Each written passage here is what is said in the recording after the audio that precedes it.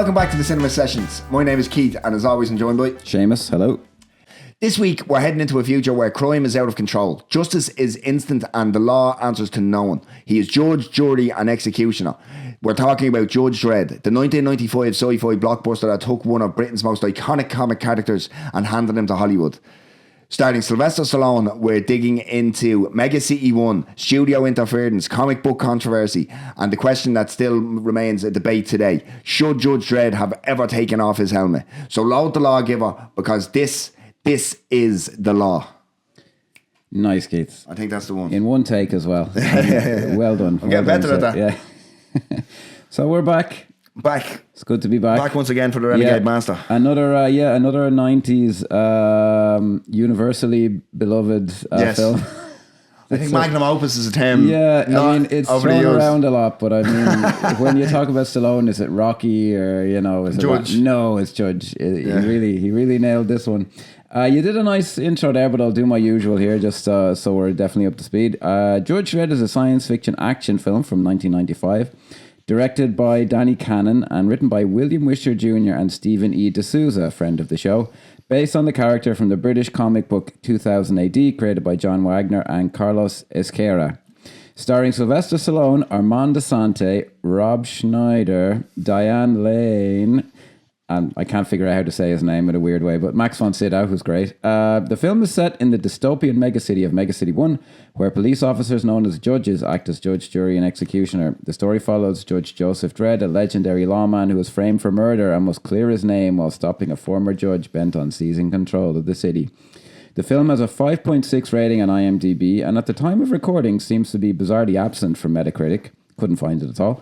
On Rotten Tomatoes, it holds a critic score of 22% and an audience score of 31%. That's fucking... Yeah. Judge Dredd... Yeah, I think this might be the lowest rated we've ever done. Judge Dredd grossed approximately 113.5 million worldwide against a production budget of about 90 million.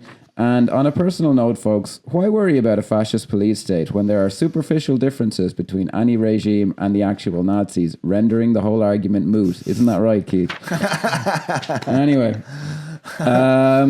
enough about such maddening matters. Let's talk about something that's never riled anyone up. This film. Yeah. Right. What was your experience? Because I've an interesting, to me anyway, backstory with this. I've never seen this film up until recently. Now, I'll caveat that by saying I have seen Dredd, the 2012 Carl Urban version, which I personally feel it's a travesty that we haven't got more of them. Mm-hmm. But I've never seen this for exactly probably the reasons as most people that haven't seen it or have seen it regret having watched it. Do you know what I mean? It's just you could tell it's one of them films that, because I'm a big believer in never judging a book by its cover, but sometimes it's apt, and I was dead right to judge this book by its cover. Because I suppose even from the ads, trailers, watching it, any sort of anytime I came into contact with this when I was younger or at an age where it might interest me, something always turned me off, and I don't know what that was. Do you know what I mean? I can't quite put my finger on it, but something was telling me you're not going to like this, and so that something was dead right. Fair enough, yeah. But one thing I need to point out before it costs me, Danny Cannon.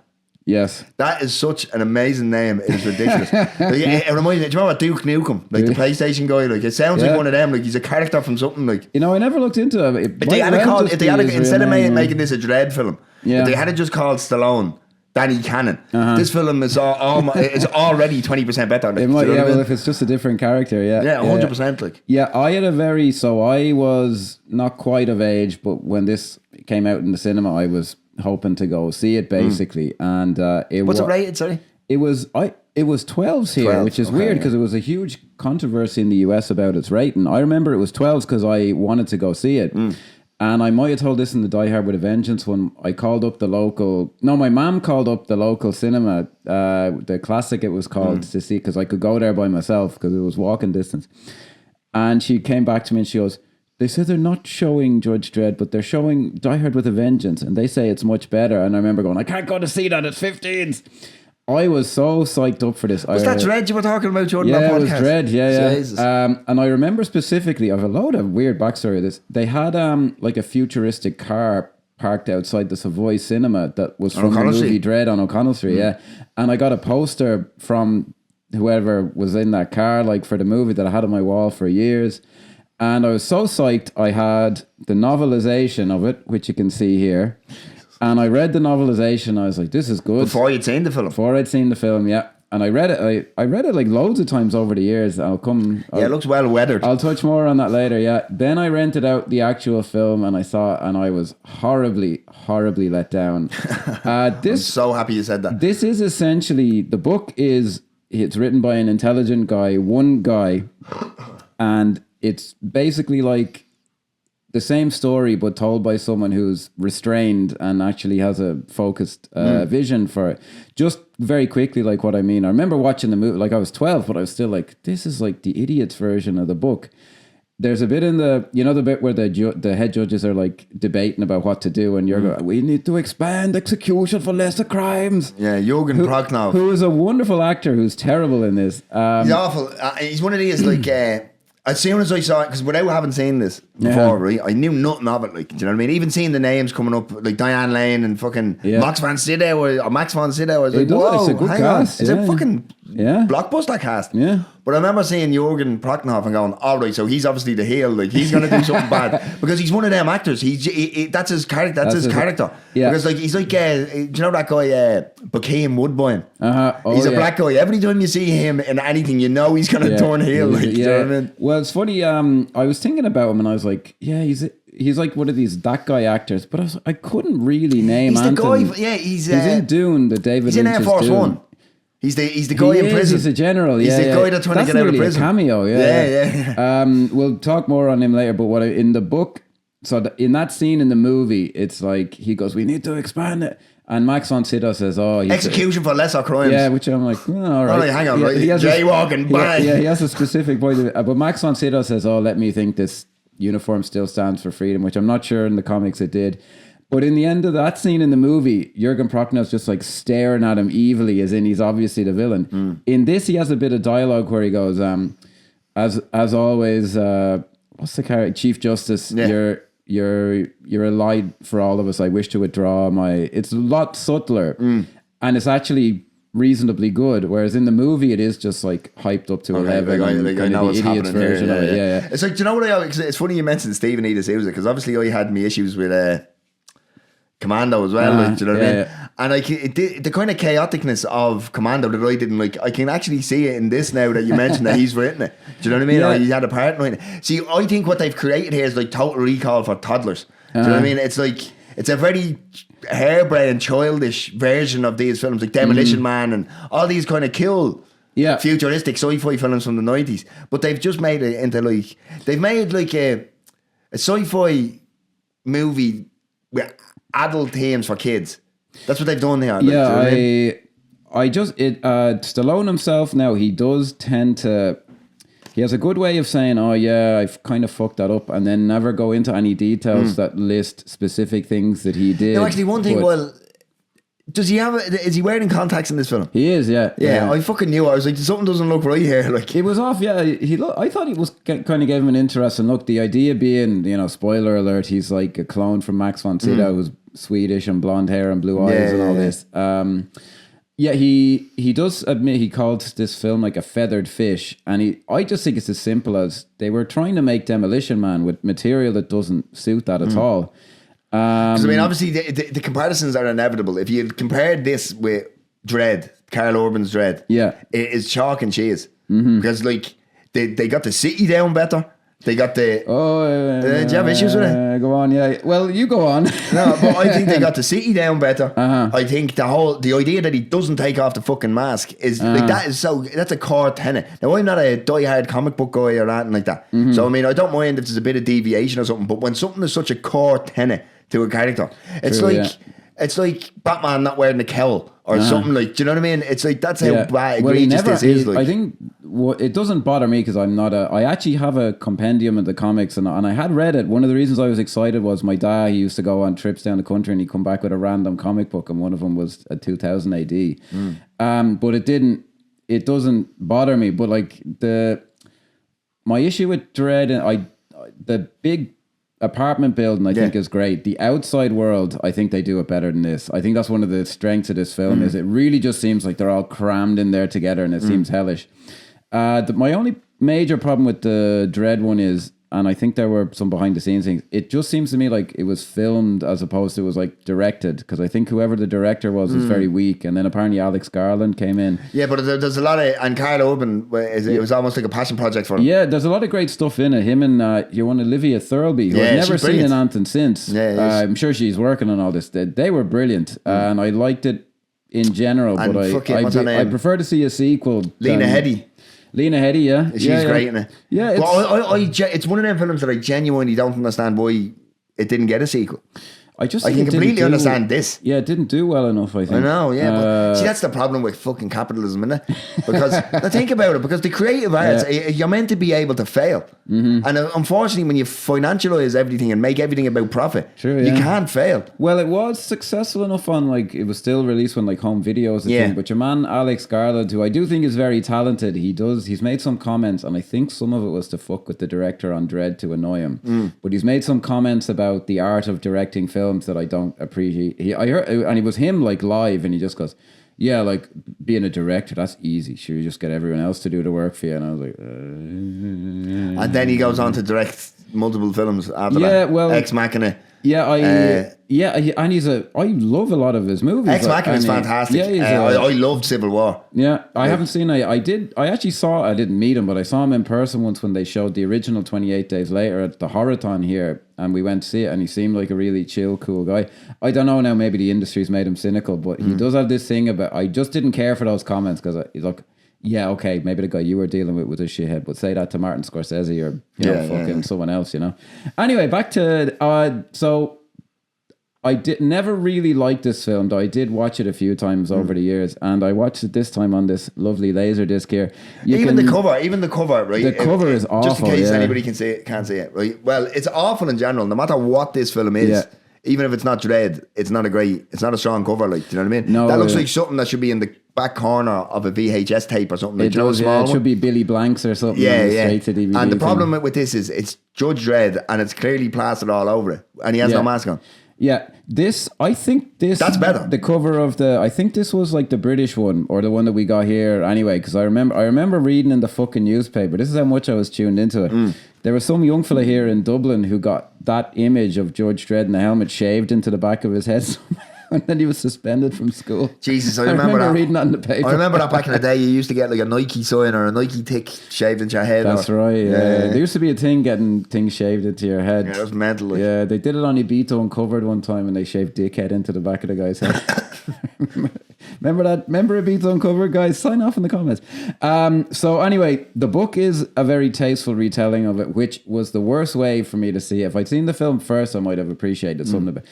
It was a big movie where people seemed to be shooting guns in the mid-90s, so I was like, sign me up.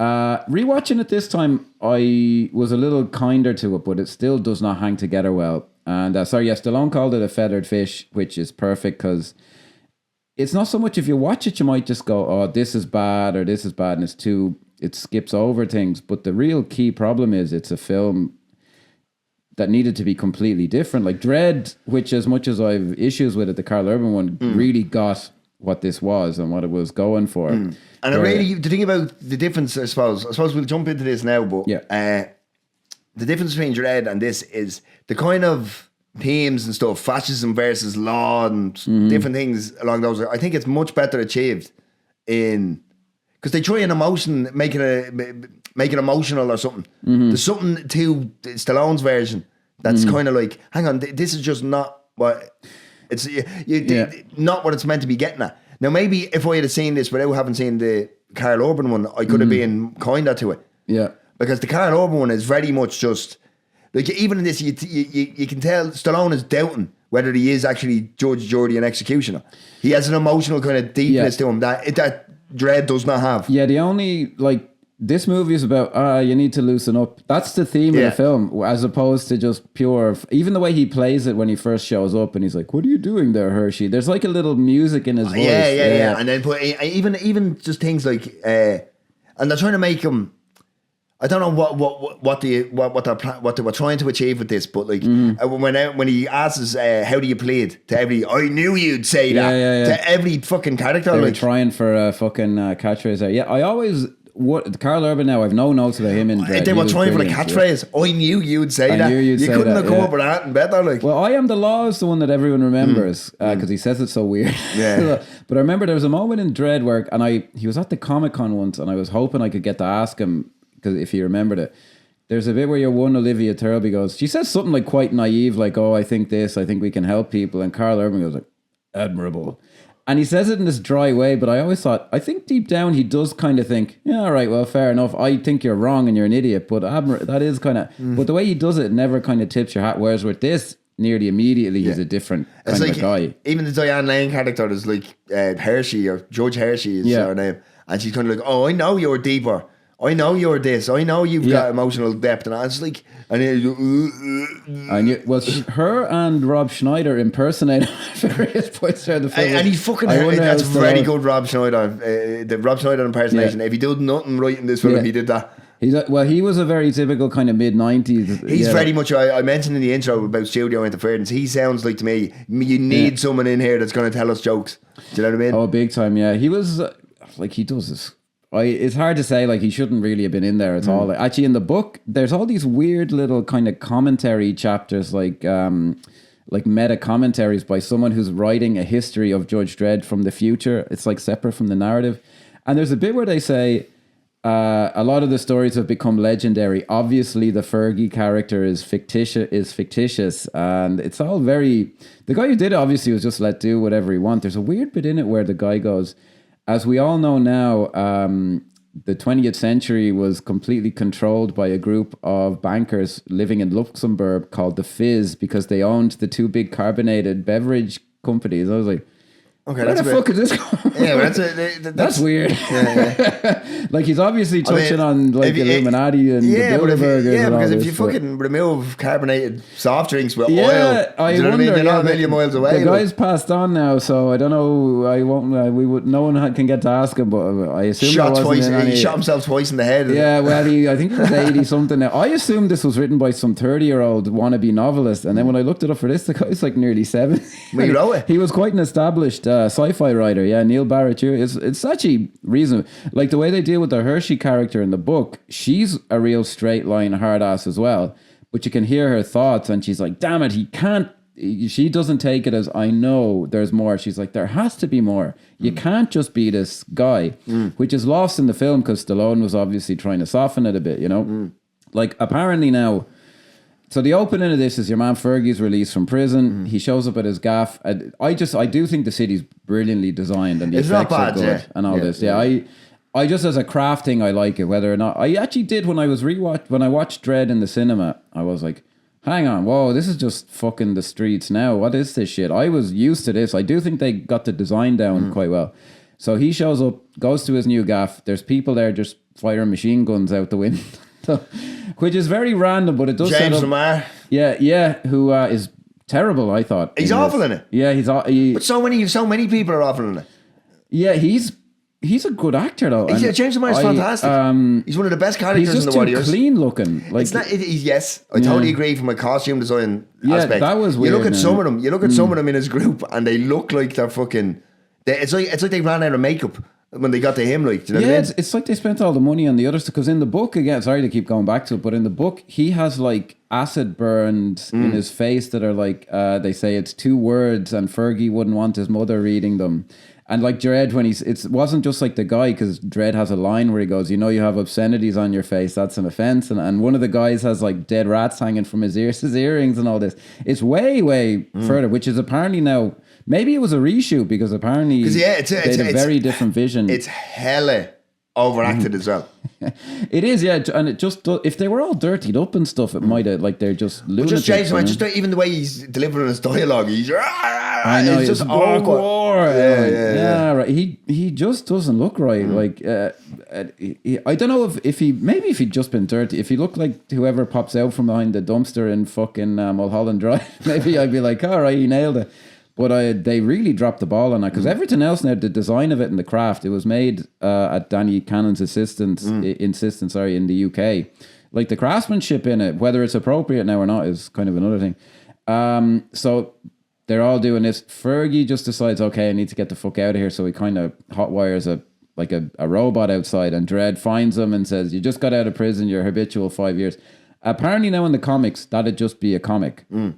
Focused on one character. He interacts with Dredd, who's like completely fascistic and doesn't give a shit and doesn't care about extenuating circumstance, and he's just shipped that's off. the thing. That's one of these things because obviously in the comics the theme is there of fascism, and is there a difference between fascism and law? As in, if the law is right and just, then is it really fascism? And but this just none of it works in terms of, it doesn't translate well in this film. Well, like, they don't go into it, and then it's also like the city does seem to be completely out of control. And you're but that's like, the thing. So I mean, obviously, it doesn't make a blind bit of difference. Like, do you know what I mean? Yeah. Again, someone who's more familiar with the comics, could maybe say how they could have made it work. But for me, I just, as a normal audience, I'm like, well, sure, this is look how fucked up the city is. Like, what else? What are you expected to do? I do think there's a lot of meat on the bone of it all, but of course they already soften it because Dredd is going around killing everybody as Sylvester Stallone. The rookie gets killed, and he's just... I do think now the scene is fairly well put together, as not much as it's not great, like just the rhythm of it, where he's reading off all the illegal possession of an assault rifle, 5 years. Yeah. But of course, they have to do the thing where Remar's about to pull a gun, so Dredd can't just execute him. Although that's what he was going to do anyway. But in the book, he does just execute him. Like, he has him on the ground, and he just shoots him in the head. And they're just not going to make that movie. Like, they had to do the hand shoots first thing. He reaches for the fucking gun, you know?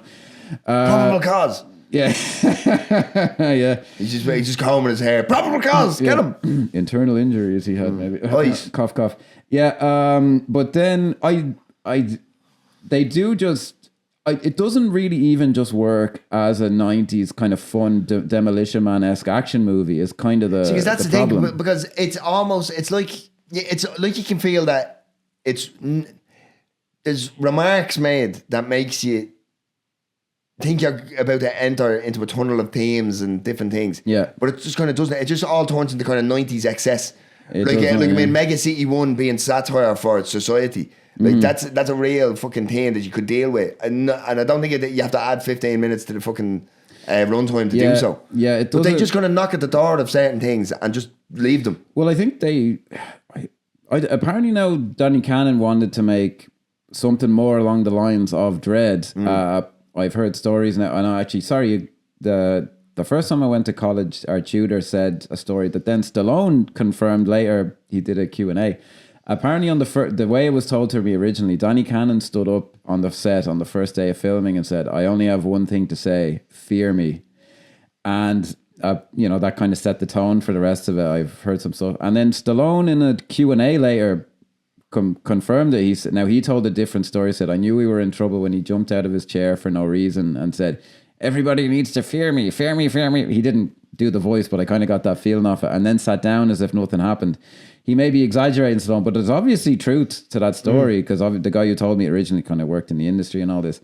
So he doesn't seem like maybe the nicest chap. There's no need to be acting like that, let's say. But he might have had like, for all I know now, James Remar in the original one had fucking stuff on his face, and they did a reshoot to make it nicer or whatever.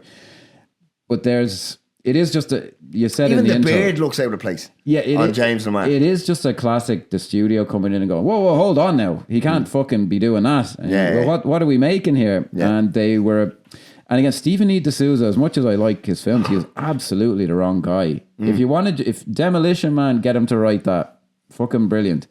This is like, it's not his thing. And I read an interview with him where he's like, well, I wrote a PG-13 film where, the murder scene in this, where your man goes in to kill the reporter, and he said, and I said, we cut to outside and we see flashes in the window. And then they filmed it, and your man had them in slow motion, like fucking getting blown to bits. And the bit where he rips the guy's arms and legs, they actually apparently filmed that. But they ended up having to cut it out. And I was like, well, what's going on here? There's obviously a mismatch in what everyone wants to do. And that's what really kind of killed the film, I think. Yeah. It was kind of fucking over before I started, because that's at the end of the day. Like, I mean, I hate to use the word auteur, but like, you need somebody leading the charge, leading the ship. Now, that could be a writer, it could be a producer, it could be a director. It should be the director. But you know what I mean? It could be an actor. Because you were speaking about Denzel last week taking the horns and virtuosity. Yeah. But you need somebody.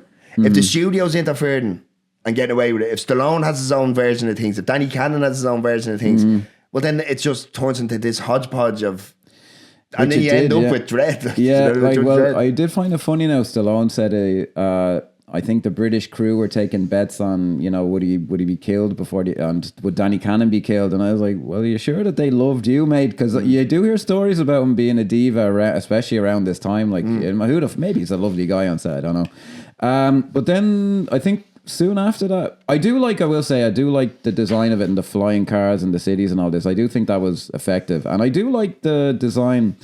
I thought the design of the uniforms in Dredd, the Karl Urban one, were pretty good, but I thought the helmets were too big. I thought the costumes in this are horribly impractical. Like, they're all dressed in lycra, but they look pretty cool. Like, but the thing is, one thing I would say about the helmet in Dredd versus Judge Dredd is there's something very intimidating about it.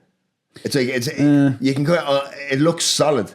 Whereas these clearly look like stone tube or plastic. Yeah. Do you know what I mean? So it looks like to be able to walk around with that thing on your head in Dredd makes you formidable. Just by True, you know what I mean? That's the vibe I always got. That just looks a little big or something. I was kind of going off at the design. I did watch this a lot. I think it was one of those ones where I was trying to force myself that's it, to like I was gonna bring on this later, but I mean I may as well now.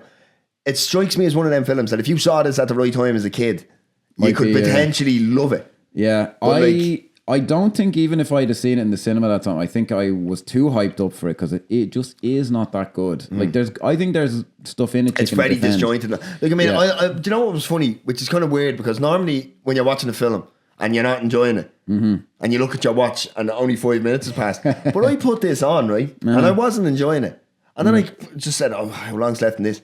And there was only 30 minutes left in it. And I was like, how the fuck did we get from there to there? Like, because I don't, hang on, all I've seen is, all I know is he's a clown. Yeah. Like, nothing's happened, like, do you know what I mean? But it's still gotten me there. It does move along at a fair clip, which hurts it now in some bits, because it's such an epic look, and then it's a 90-minute fucking, it's not a 90-minute wonder, as you'd say. It's just, so we move on, and then we come to, he doesn't get criticized a lot, but I do think Armand Asante, who is always, I remember at the time going, they just keep saying his name as if I should know who this guy is. I don't know him really from anything else. There's something recognisable about him, but I don't know what from. Yeah, personally, all I know him from, as far as I know, is this. I've seen so many films. Someone will let us know. He's one of the most famous 90s character actors ever watched. Yeah, and he is fucking god awful at this. Like, he's terrible. He's apparently trying to mimic Sylvester Stallone's way of speaking. Oh god! I don't know whether it's the actor, because Jürgen Prochnow is a good actor as well. But I think they were kind of told, play it for the fucking back row. Like, again, the design of his cell, because we're introduced to him in this cell, is brilliant. Like the size of it, and it's a massive, and they've the auto guns, and the scene is just kind of generic. Like he's sent a package that helps him escape. Again, in the book, it's a little better. In the movie, it turns into a gun, the thing he sent.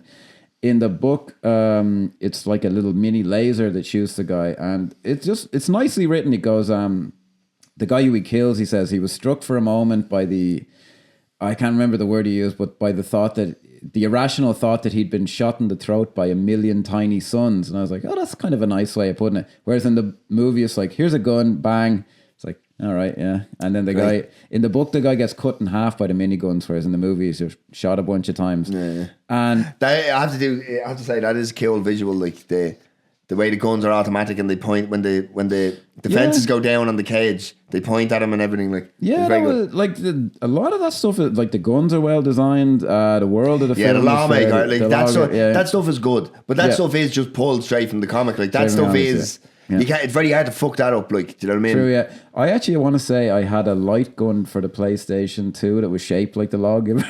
Deadly. I don't think it was intended. It's essentially a Desert Eagle, like, I mean, that's what we're looking at, like, you know, it is, like the way they give I do like the idea that it's DNA encoded. Yeah, they did do that well. You can't use your... They do it in Dredd as well, like, it's that's a really cool idea, like, because that's one of them things that you go, because I mean, flying cars and fucking talking to your house and all. Like that's all stuff that general people we all assume. You ask a child in the 80s and you go, oh, I think we're going to be flying and this. Nobody ever thinks, well, the law enforcement are going to have DNA encoded guns. I think that's really clever. Like, do you know what I mean? That must be from, because it is. From the comic. Does it blow up in the Carl Urban one? Because in this one it electrocutes the guy. In the book it blows up. But in this one, as far as I know, I can't remember now. It's been a few years. It's clever how they set up exactly the gun in that scene, because he just keeps using it. It's like double whammy, this and that. He does it the way he's like, he really was overdoing it. Like, I am the law, throw down. It's like, oh, and he got a bit more fluent after that. Say, we do have the scene then with the judges, and again, just the way they're told to pitch the performances, like they're like Diane fucking Lane. Diane Lane, yeah. I think she's a fantastic actor. She is, yeah. Whoever cast her in this should be shot. Like, you know what I mean? And it's not because she's bad. It's because she's just completely miscasting it. Like, do you know what I mean? Well, yeah, her character is just kind of like generic female person. Like, it's kind of yeah. She's very one note. Like, do you know what I mean? And it's all about the big strong man and her trying to crack his emotional hard shell. Like, do you know what I mean? It's very typical. But it's just, you're such a better. I suppose, I don't know what her career was like in '95. Like, maybe this is the type of she needed a job and she took it. But like, she's such a much better actor than she is. Someone never like, quite cracked it. I think she had one or two leading roles. She was in a few leading roles in romantic comedies and stuff. Remember, she was in one called Untraceable, where she was an FBI. Who knows? Yeah, but it is just like, give her something to do. Because her character is just like, is she an absolute hard ass? Because in the book, she's an absolute hard ass who scares everybody, and in the movie, she's just a person. She's a Hershey's Kiss. Yeah. That's a clip. So then we have the meeting of the council of judges with the overacting. Now this is the helmet removal scene. I will just take a moment to say the set for the council of judges is amazing. Like, it's brilliant. Cool. It is. And they film it well as well. Like, you see the whole scope of it. Yeah. No, that's credit where credit's due. Like, do you know what I mean? It's not bad. Yeah. But you don't. You're angry about the helmet coming off. I'm very angry. I have to be honest, because obviously, like I said, I'm not like a fucking toxic comic fan who like any sort of deviation and they'll start fucking threatening your kids online. Like, I'm not one of them. Thank God. Hashtag restore the Schneider. But this is just the whole point of the helmet is it's the law over the man. You don't care about the man, you cared about the law. The man, i.e. Dredd, doesn't care about himself, he cares about the law. The whole helmet is the representation of everything the judges are trying to achieve. And when you take it off, it falls to pieces. Like, do you know what I mean? Yeah, well, I think the guy... I imagine we have to stop harking on about the 2012 one. But when I watch that, I imagine Carl Urban goes to bed in that helmet. He do you know what I mean? That way, yeah. 100%. Yeah. Once he takes it off, it does just become a Stallone character. Exactly. It could be anybody. That's what I was saying at the fucking start. Like, if that could be anybody, but it's not Judge Dredd. Like, that has abandoned by the studio and just shit it out. That has written all over. That's just a clip. That's just like a fucking screenshot or whatever the equivalent at the time was in the film. Like, do you know what I mean? Yeah. There is. This always annoyed me actually. Where so he's in that scene with Max von Sydow and they're kind of talking. Like, they're two good actors. I like both of them. It's all well and good. He goes, I want you to spend 2 days of the week at the academy. And I was like, hang on now, Dredd'd fucking be like, what? No, don't. Keep me on the street. He just goes, okay, yeah. Now, I think some of the ideas, he's so much respect for him, he's not going to question. But I was he wouldn't even have a moment to be but what is he says? He goes, artillery or... Oh, yeah, he says marksmanship or unarmed combat. He goes ethics. Yeah. I was like, okay, yeah. This guy is the guy. But then they ruin it then because it cuts to a scene where Stallone is with a load of new recruits. Yeah. And he's like, and he's showing them, this is the lawmaker. You did this if you graduate. Do you know what I mean? Yeah. And then he goes, but that's all it is. It's like a fucking, almost like a Q scene in a James Bond film, but not as good. Like, true, yeah. And he's just showing them the gadgets. But this is your big clip to show us why he's so ethical and why you want him. And you don't do that. Yeah. You completely... Why does Max von Sydow tell him that he wants him teaching ethics? And why is he showing him gadgets in the next scene? I was really thinking, I had it because I was like, oh, this could have been so much better. And the book was so... I thought it would have been nice if after he said that, Max von Sydow was like, ethics, as in like... your head's gone completely wrong here, man. Yeah. Like, what else would I want you to do? But he just says ethics. Like, he's a great actor. It's not like he fucked it up around. But I was like, there was an interesting version of that scene. We speak about this before. How an actor will just deliver a line. Yeah. If he's not given proper direction. And Max von Sydow's stuff in this just seems that he's a competent, amazing actor. Yeah. And he just went, okay, I'll do this, because Danny Cannon didn't have anything for him. Like, do you know what I mean? Yeah. It reminds me of, I know a guy, he was at a talk by this very famous Hong Kong actor, and they said, which do you prefer, like theatre or movies? And he goes, oh, the theatre is way better. He says, when I show up on a film set, now this is something to do with how the Hong Kong industry works, but he goes, what is it? Oh, police commissioner. Yeah.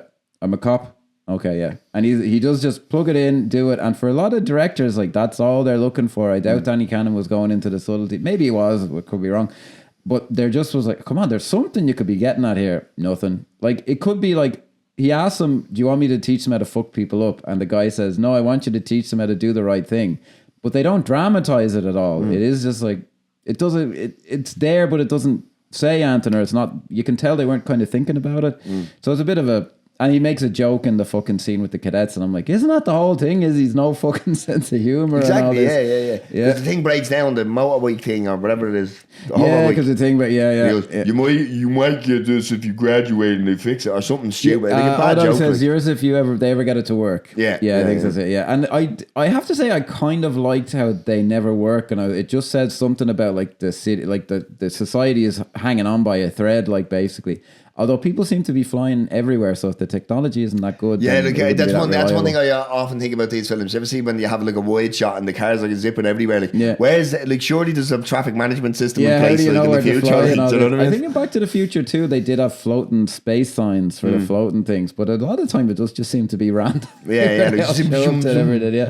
How did you watch this actually? Because when I watched on the Laserdisc now, the effects were basically seamless. But just so everyone knows, this is a DVD before DVD format, and not even quite as good. And I was watching on a small screen, so I'd be blind to bad kind of quality effects. How did There's some poorly rendered stuff, right? Definitely, because I watched it. I would have been high definition, like right, and so some of them are quite badly rendered, especially the wider ones. Like, do you know what I mean? Okay. So do you know when you're seeing exactly as I was saying, it's a big wide of just cars zipping by and everything. Yeah, like. If you focus too much on certain parts of the screen, you're like, oh, hang on, what am I watching here? Yeah, they're put together. Like a lot of it was done optically as opposed to there's some CGI in it. But there's a lot. The one thing that I really look, I'm a big fan of practical sets and stuff. Like a lot of the bigger kind of sets, like for instance, the council of judges. That's all real. Like, do you know what I mean? They're all practical. Yeah, it blows my mind because, like, Game of Thrones nailed that. They always had these brilliant sets. And then I watched like a Marvel movie which has way more money for a shorter project, and I'm like, they do this better in fucking television. Like, what the fuck? So they don't take the care, like I guess, well, it's but they're paying all the money to fucking for the load of bleeding Singaporeans to fucking earn $2 an hour to render 5 minutes. You think it'd be fucking. Do you know what I mean? The story is they keep changing their mind, which is so they always have to kind of rush it. So we're moving on from there, and then there's a really mid-90s comedy action scene where some arsehole's driving a futuristic Lamborghini. Dredd shows up and blows it up with a grenade, and then he's arrested by the internal affairs. Who are these guys now? Yeah, because they're called judge hunters. Yeah. Which is in the book again. That scene isn't in the book now. Whether that reflects changes in the idea in the book, he has remember there is kind of a confrontation with Hershey where she's like, I heard that shit you were saying to the fucking recruits. Like, do you think they need to hear that? In the book, he's arrested in that scene with no fanfare, whereas in that they have this kind of funny scene of like, you know, like, hey, I plead not guilty. I knew you'd say that. Grenade. Like, that doesn't seem legal. Even in this universe, that doesn't seem very legal. But it is just a classic, hey, let's give him a laugh here from very Stephen E. D'Souza-esque, which in another movie would be fine, but in this one, now, there's another guy, William Wisher, who fucking co-wrote Terminator 2. Like, I wouldn't necessarily lay it all down on him, but I am like, come on, like this. I'd imagine it's safe to say Jim Cameron did most of the heavy lifting on T2. Like, quite possibly, quite possibly. So then, we're pretty quickly into the trial scene. Now, I understand that they're all judges and they can all enforce the law how they see fit. Yeah. But how the fuck does all of a sudden Hershey turn into a lawyer and she's defending him? Like, yeah, that was a bit weird to me, because I mean, I get that.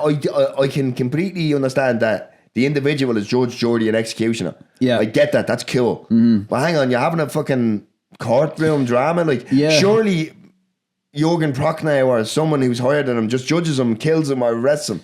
Yeah, There's no need for a trial. Like. They do, again, sorry to go back to this, but in the book, they at least have an explanation for it. Like, they say, the Max von Sydow character says, why her? And Dredd simply said, I trust her. And you kind of go, all right, well, you can't. In the book, he's more comic accurate. Like, you can't think you can't know what he's thinking. So, like, well, at least they addressed it. Whereas in the film, you're like, yeah, where did this come from? We should maybe say, so Rico is Armando Sante, that's Dredd's. We think he's just his friend for most of the movie.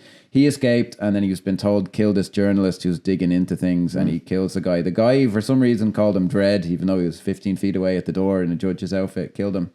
So there's a trial, and they have a bit where Diane Lane gets the video thrown out because they haven't improved CCTV technology in 300 years or whatever.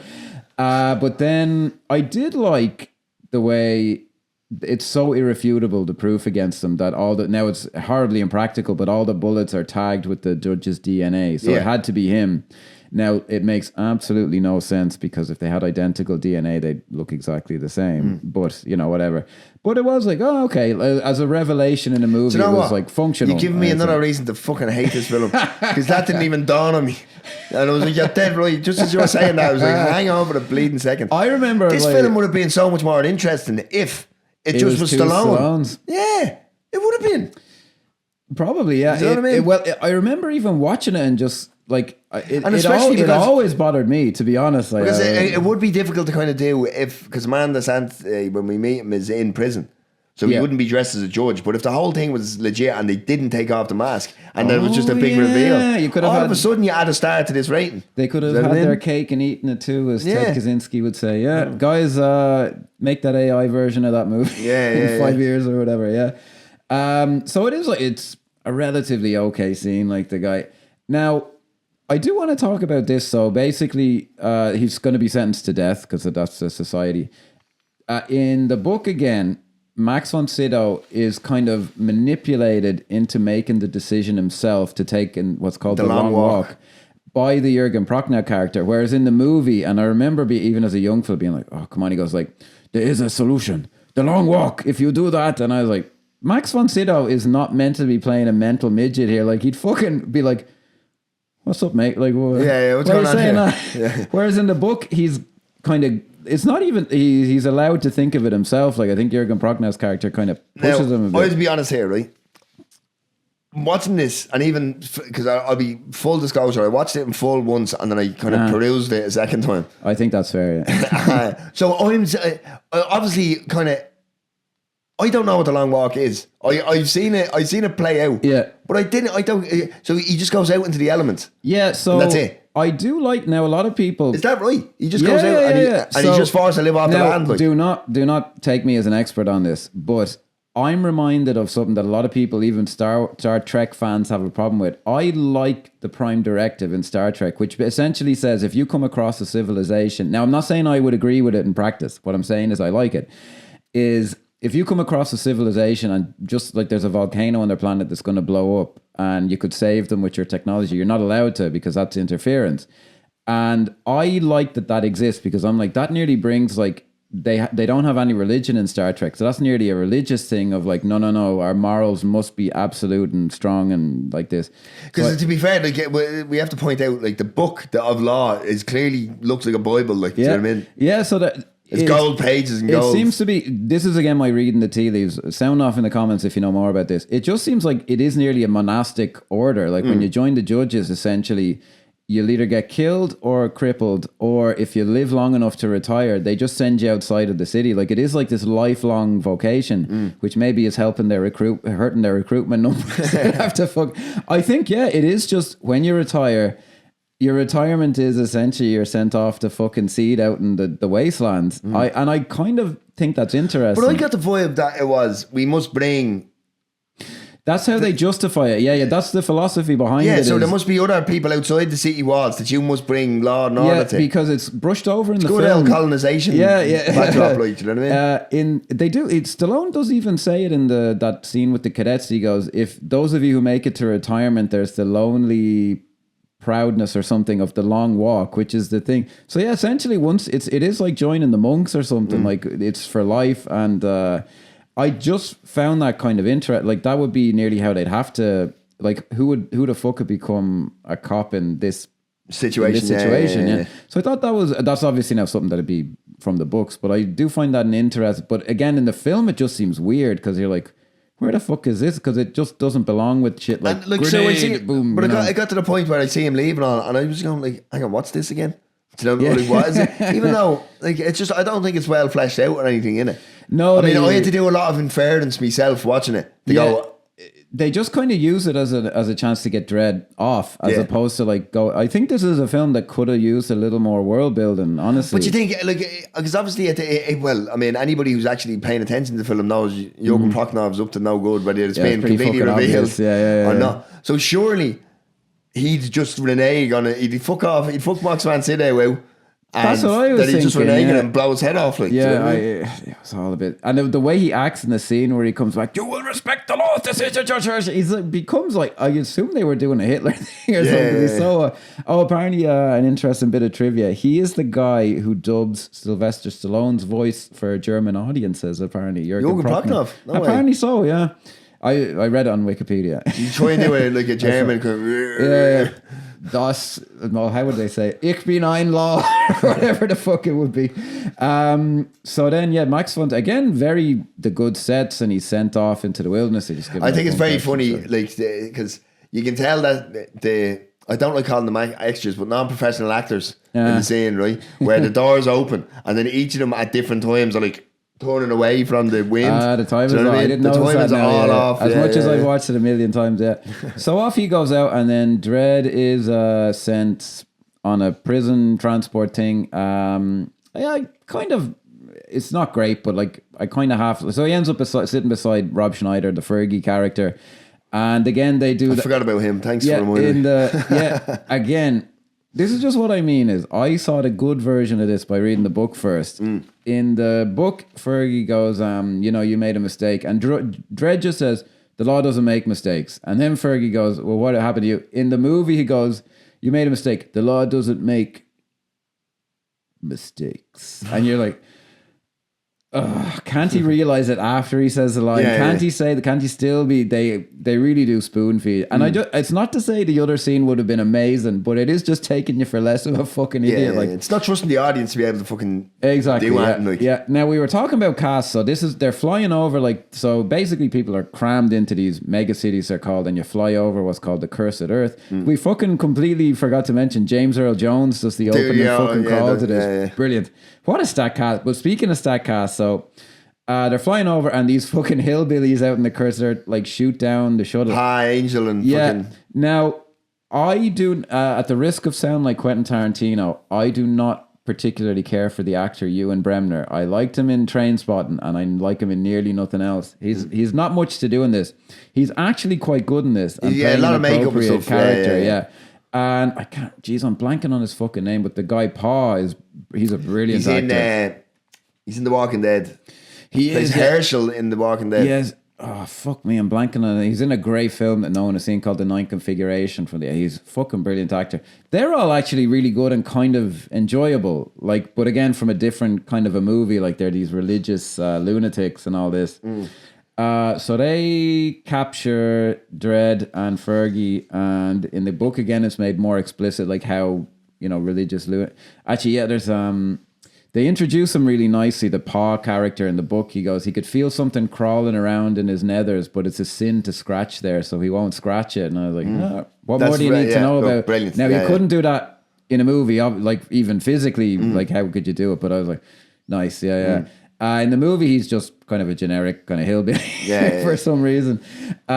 Futuristic hillbilly. I do love. I love the practical makeup and the effects on the cannibal. They're all cannibals, but Mean Machine, isn't it? They're really good. He's bits of metal under his skin and all this. Like he's very scary looking. Like, you know what I mean? That was. But the only thing is, it's ruined by any time he talks because it's just like this fella's just a big tick. Do you know what I mean? Let me get him, Paul. And he's the thing on his fucking. I didn't look up who that actor is actually. I wonder if he is actually missing an arm, but you wouldn't know. But there's kind of a generic scene where they're threatening them and all, and of course they're going to kill Dredd and Fergie last. And again, in the book, they make more of when Fergie kind of goes, "Hallelujah, brothers, I'm on your side." There's actually like a few minutes where they actually go further with it, whereas in the movie they just immediately are going to kill him. Like as soon as Dredd says they're cannibals, he's immediately proven right. Whereas in the book there's like a bit of a gap. But there's a relatively okay done fight scene, I suppose. And then Judge Hunters show up because they've been ordered to track down Dredd and kill him. Max von Sydow comes along and saves the day again. Now, they've taken a flight. Do you know what I mean? So how far has he travelled on his long walk? It seems to be it's at most the next day. Yeah. And if he'd have been fucking walking at a fair clip now, Jesus. Yeah. He shows up and it's hard to say now. So in the book, what happens is they have a conversation and then they'd kind of forgotten about Mean Machine. And then at the very end of the scene, Mean Machine kind of roars to life and kills Max von Sydow. Whereas in the movie, he's injured and then he's kind of doing the deathbed confession. There's actually some stuff that could have made that work because they're in like an old courthouse. And there's the justice. We shouldn't have taken it out of our hands. And I was like, this is actually like not bad. Like it's okay. Like that wasn't terrible. Yeah. It is a bit OTT though at the end where he dies and dreads. The score in this, we forgot to mention the score by Alan Silvestri, really, really good. So he's looking at the statue and there's like lightning striking and then Fergie's like, what are we going to do? Is like, fight Rico. That's a poorly delivered line. Yeah, it's really bad. It is way too OTT. It's you could have been a bit more subtle there, Sylvester, and that would have worked a hell of a lot better. It is. But that's the thing. Sorry, you were mentioning about James Lamar and all that. There's so much OTT. Like less is more in some cases. Like, do you know what I mean? Yeah, no, it is. Even for like what they were going for, that's just too much. That is like something you'd see parodied, and you go, come on, none of them go that far. And then you're like, what about? Oh yeah, that actually did. Yeah, I did also find it funny during this when Max von Sydow's dying. They keep like very randomly cutting to Rob Schneider, who kind of doesn't really know what to do. Like he's like, like he's a comedy. I actually think he's reasonably funny in a lot of stuff. Rob Schneider, I've gone off him a bit in recent years, but like he's a perfectly likable, kind of a guy. Like in Adam Sandler movies, I tend to like him, but he was kind of out to sea there for that bit. So then, what's happening back in Mega City is it's a huge plot by Jürgen Prock. Now he wants to create even more chaos, so he'll be allowed to have like this cloning program. So we've completely glossed over the fact... Janus. Yeah, called Janus. So... Named after first name Hugh. Yeah. That's a deep cut. Hopefully not too deep a cut. It's revealed that Armand Asante, who's called Rico, and Dredd were brothers created. They used the phrase test tube babies in this, which I hadn't heard in a long, long time. Yeah. They were clones created from the best of the council, and... that was a cheesy line though. He goes, he mutated into the perfect criminal, and I was like, perfect, was he? Okay. But like there are two sides to the set. You let me judge, and Dredd had judged his own brother, but he just thought it was his friend back in the day. Oh no, sorry, he was supposed to have been executed, Rico, but he was hidden away by Jürgen Prock now, presumably for some reason. So they're back in Mega City, kind of cooking up evil plans and like massacring judges to really stir up like panic. So there's not a lot of judges, it turns out, because they say we've lost 86. That's the whole fucking fleet. Like Jesus, they're kind of on their ass here. Like no wonder. Maybe they should expand the old execution now. So that. All right, fair enough. I did think they left a lot on the table with the Joan Chen character, the scientist who's helping them. Yeah. See, I forgot about her because. She doesn't have a lot. Again, it's typical 90s bollocks of not giving females anything to do. Like, she isn't much more in the book. In the book, her name is like kind of Norwegian or something, and it's played by Joan Chen, who's an Asian actress. But in the book, it eventually like she's given a lot more to do, and you kind of see more of her motivations. Like, why does she just start helping him? Like, she's meant to be like kind of mentally off as well, but they don't really play it that way. So then Dredd and Fergie are trying to get back in, and I do think, again, I just like the design of it, like the huge walls and where they're trying to break in and all this. And it always stuck with me. I thought the way he said it was funny, even though it's kind of inappropriate. He says, "Oh, we can go through there. There's a burst of fire every 30 seconds. We might make it."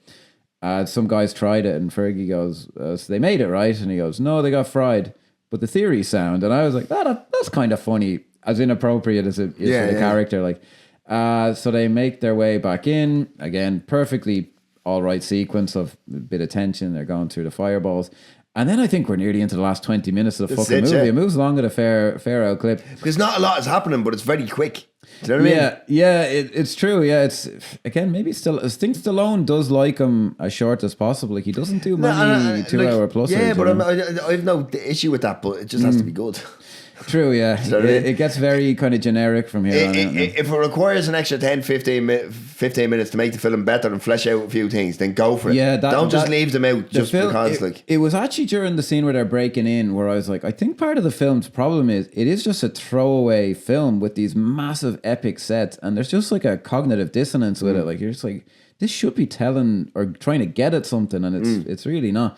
So then they have to unlock the files, the computer files, to be able to start the cloning thing. So Max, they get all the judges, the remaining judges, council of judges, to unlock it. Yeah. So again, and they very, very quickly turn back and go, "Hang on, we shouldn't be doing this." Yeah. Well, Jürgen Prochnow was so obviously villainous in the scene. I'm like, come on, how stupid are these people? So they're looking at it and they're like, no. And then he goes, "No, you have sealed your fate, Rico!" Like, what the fuck is wrong with this guy? He's a lunatic. Rico's meant to be the crazy one, so he comes in and then, unfortunately for him, Dredd shows up at exactly the same moment, and so Rico escapes, and Jürgen Prochnow injures it. I just like the accent. He goes, "He's mad at the entire council." I assume he was told to be more German than usual. Yeah. Something what they were going Has Rico now already put his own DNA in instead of the... No, that's later. Okay, that's later, yeah. Because even Jürgen Prochnow doesn't like that. Doesn't like that, yeah. That's where they turn the kind of cliche, they turn on each other. So then I do think the chase is relatively well done. The effects, even on the Laserdisc now, didn't hold up that well. I do remember it always made me laugh in the book where they're going to take the lawgiver that is kind of fucked up out, and goes. Dredd did a circle around the big room before they went out into the city, and it was written in the book. It goes, Fergie wondered what he was going to do next. Was he going to offer the judge hunters lifts? Were they going to stand around and clap? What was the game here? Like, you can tell his mind isn't quite working right. None of that in the film. They go out. It's a fairly well done action scene for the 90s. It's again not amazing around, but it was pretty good. Like, some of the effects, I do like the design of them kind of cities. There's a good video a guy did called The Mega Cities of 90s Cinema, because there was this is very Fifth Element. They had to have. You can definitely see, like, even Blade Runner and stuff, it's heavily influenced by these things. Like, it's all Blade Runner, but this is so similar to the Fifth Element. But I do like the design of those cities, as impractical as they are. So when you see what they're trying to build in Saudi Arabia, and then you go, we're nearly fucking there already. Jesus. Although maybe sign me up, who knows? So after that, they go back to Diane Lane, who you may have noticed we haven't talked about in about 20 minutes because she's just fuck all to doing this.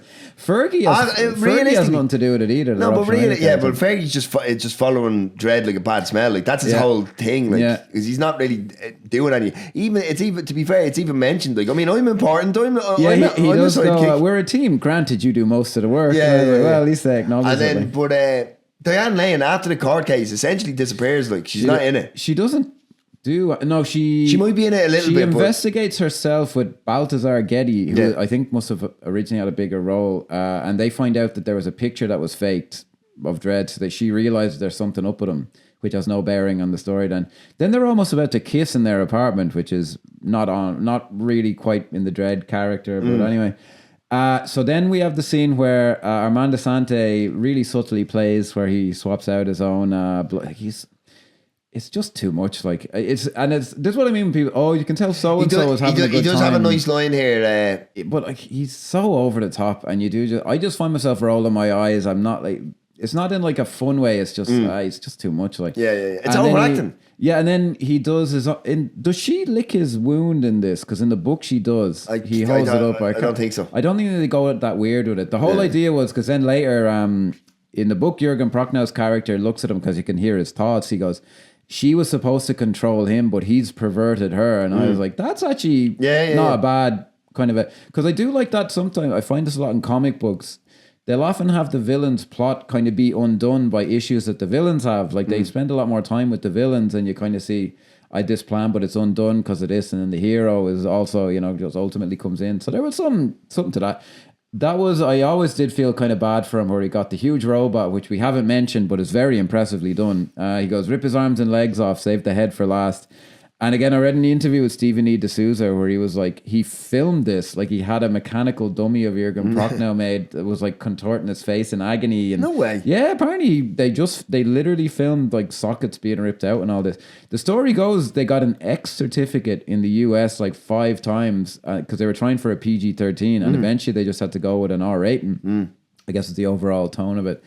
And then essentially the Dredd, and they figure out that the base for this big thing where they're making all these new clones is in the Statue of Liberty. Is going to be in the Statue of Liberty. They show up.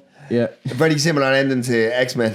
Yeah. They all end up in the head of the Statue of Liberty. Yeah. Like, you know what I mean? Apparently they built a replica head of the Statue of Liberty that was bigger than the actual one. Well, I mean, it's going to be impractical. You're going to have to put lights and camera and everything in there. Like, you know what I mean? Well, why not? So they show up and then Fergie gets injured. I read somewhere that... It's shot, yeah. Now, it's clear from the way they did it, he was supposed to die, but I had read... Because they often... These novelizations, what they often do is they base it off of like a very early version of the script. In the book, he lives. And it's clearly not just a quick rewrite. He lives in it. In this, it's obviously supposed to die because in the final scene, it's like cutaways of him not interacting with anyone. Like there's definitely, he was originally meant to die. And then we have a very underwhelming fight scene with Diane Lane and Joan Chen and Armand Assante and Sylvester Stallone. Where, it's not great at all.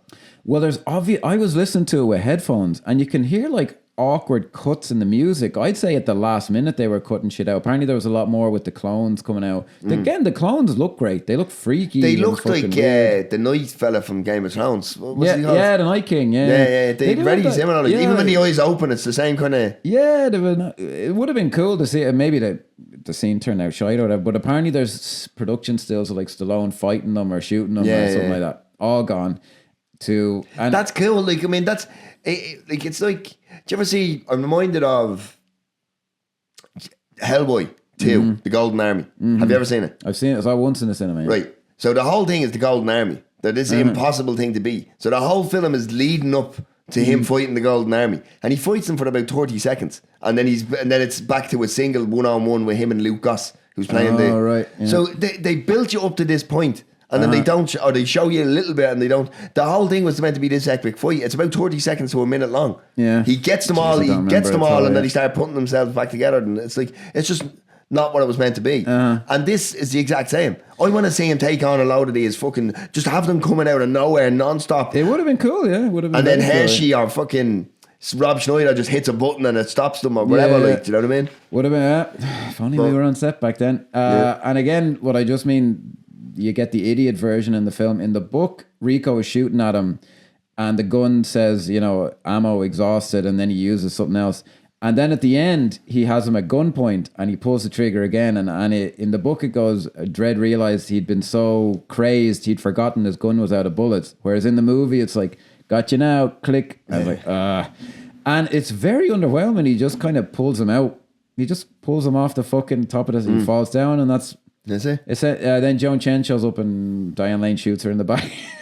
As you do. That's as you do. And then hard cut to... it fades. There's a fade because there must have been a scene where they go to Rob Schneider and he dies. And because it is just him and Diane Lane walking out. But again, the sets are amazing. They are very well done. The practical. Fucking massive, and how all the judges knew to show up and all this. I suppose it's does give you like this hopeful ending where this fascist police are apparently getting their act back together.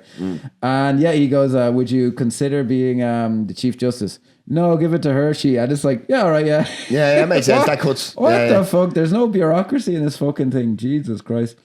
And then this is what I mean. Rob Schneider is like in a shot by himself on a stretcher, and he goes like, oh, I do all the work. Okay, we can go. I was like, that's a reshoot. It does have a cool final shot of Dredd on the bike with the city in the background. And again, how well the effects would show up, it would hold up. I have to be honest, in high def. I don't know. Yeah. I hadn't switched off, but I'd kind of just. It was just, he has a good eye now, Danny Cannon. He did. What did he do else?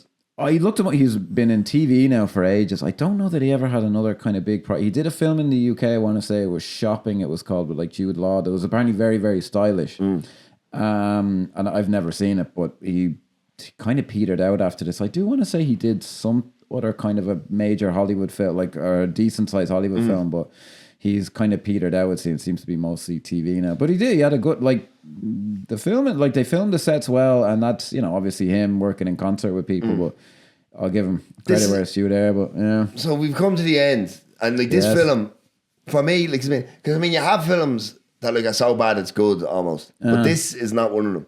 This is just so bad it's fucking bad. It is just like a colossal missed opportunity. Like, I don't know, but I mean, because I don't know if I'm giving it way too much praise or respect is a better word. Way too much respect by saying they had some good ideas, poorly executed. Because I don't even think they had these ideas. I think I'm colouring that with the 2012 Dredd and saying, do you know what I mean? I just think this is a poor They could have had interesting ideas. Yeah, the only thing I can really stand by with it is the production design. And, the look, the physical world building, the actual world building of like how it all fits together could have done more. But the look of it, I thought, was very, very good. No, I do like it. Practical sets and all. Like you'll get no notes from me on that. The uniforms are a bit. But it is just like trying to fit a generic. It's just like, I mean, call him anything except Judge Dredd, and the film's already probably better. Do you know what I mean? True. Yeah.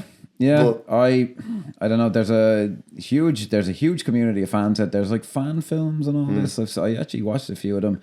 I think I think the Karl Urban one is better, but to me it is slightly frustrating because I just think the direction in it is fairly weak. But in like that does. See, that's where I disagree. Yeah, I fucking love the Urban version. I love it. A lot of, do you know, I went to see it. I saw it in Hong Kong in 3D at like 2 a.m, but that wouldn't color it. But I read a review before that was like a D- review on a website I liked. Like the first review I read of it was like, this is one of the worst films of the fucking year. So when I went to see it, I was like, this is not that bad. But I did find the way it was directed a lot of the time kind of disappointing. I had no notes on the acting in it. I think Urban is fucking, for someone who's in a, because this is a difficult thing to do, like to be wearing a helmet and to be only acting with this part of your face, like. No, I do. I always like Karl Urban, and the fact he would push for that is one of the reasons I always liked him. I tell you, I'd love a sequel.